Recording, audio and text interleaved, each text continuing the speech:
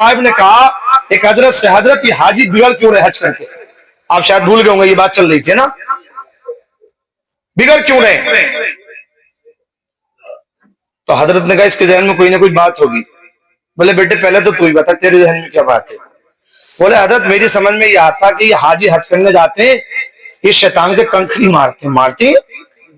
بولو نا. بولے یہ شیطان ہوا تو کچھ کہتا نہیں ہے ان سے. بولے میرا ہے تو بس چلے گئی. مطلب یہ وہ محبت میں کہہ رہے تھے حضرت شیطان ان سے وہاں تو کچھ کہتا نہیں ہے. شیطان کہتا ذرا گھر کو چل, تو میں بتا ذرا گھر چل, تجھے وہی دیکھوں گا میں. تو یہ اس کا مزاحیہ جملہ تھا اس بچے کا. مگر حقیقت کیا ہے میں تاریخ کی روشنی میں آپ کو سمجھانا چاہتا ہوں.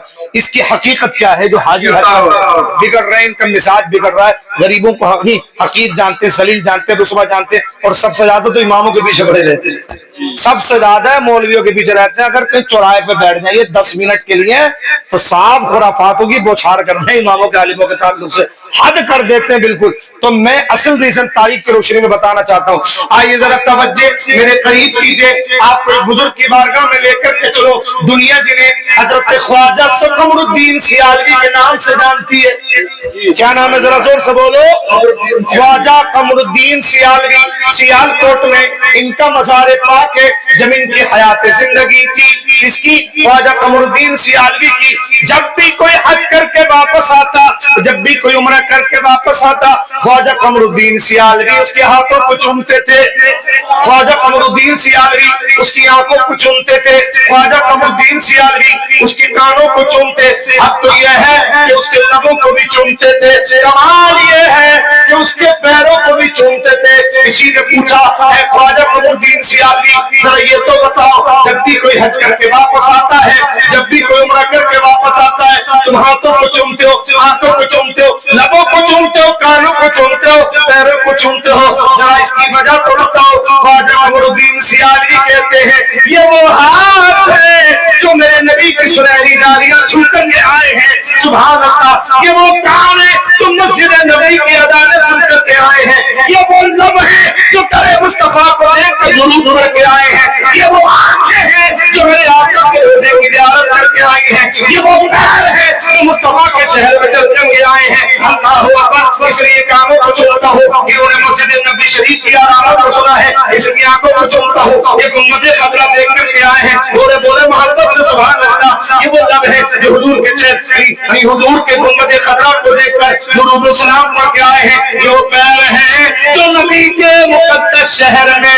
چل کر کے آئے ہیں. سبحان اللہ سبحان اللہ. میرے امام نے فرمایا کعبے کا نام تک نہ لیا اے وہی کہا, کعبے کا نام تک نہ لیا اے وہی کہا. کسی نے پوچھا تھا یہ سفر یہ ملحد کدھر کی ہے. ہاں حضرت کو یاد دلا دیا تو جلدی سے پورا کر دو. ضرور شریف پڑھ لیں. اللہم صلی علی سیدنا مولانا محمد وعلى الجود والکرم علیہ وسلم. شورٹ میں توجہ. تو خواجہ قمر الدین سیالوی جب بھی کوئی آتا حج کر کے, جلدی سے سن لیں شورٹ میں نا, جلدی سے. خواجہ قمر الدین سیالوی جب بھی کوئی حج کر کے واپس آتا تو آپ نے کیا سنا, ہاتھوں کو, پیروں کو, آنکھوں کو, تلووں کو چومتے تھے.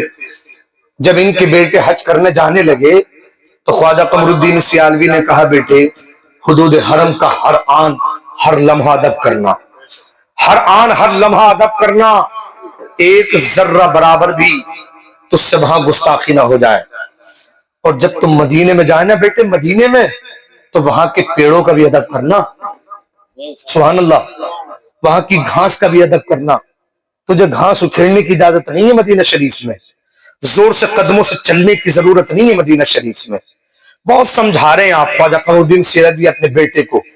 جب ان کے خود کے بیٹے حج کر کے واپس آئے تو آپ نے کیا سنا, جب بھی کوئی آتا آنکھوں کو, ہاتھوں کو, کانوں کو, پیروں کو چومتے. جب خود کے بیٹے آئے تو کمرے میں بند ہو گئے اور اندر سے کمرہ بند کر لیا. لوگوں نے بڑا اصرار کیا حضور جب بھی کوئی آتا ہے آپ اسے اتنی عزت دیتے, خود کے بیٹے حج کر کے آئے تو اب ہاتھ پیر چومنے کے بجائے دیکھنے تیار نہیں ہے. آپ نے بہت غصے میں کہا اس نالائق کو میرے سامنے سے دور کر دو. بہت اصرار کرنے پر لوگوں کے دروازہ کھلا. فرمایا میں نے اس سے کہا تھا کہ میرے مصطفیٰ کے شہر کی ہواؤں کا بھی ادب کرنا، وہاں کی دھول کا بھی ادب کرنا، سنبھل کر پاؤں رکھنا حاجیوں شہر مدینہ میں، کہیں ایسا نہ ہو سارا سفر بیکار ہو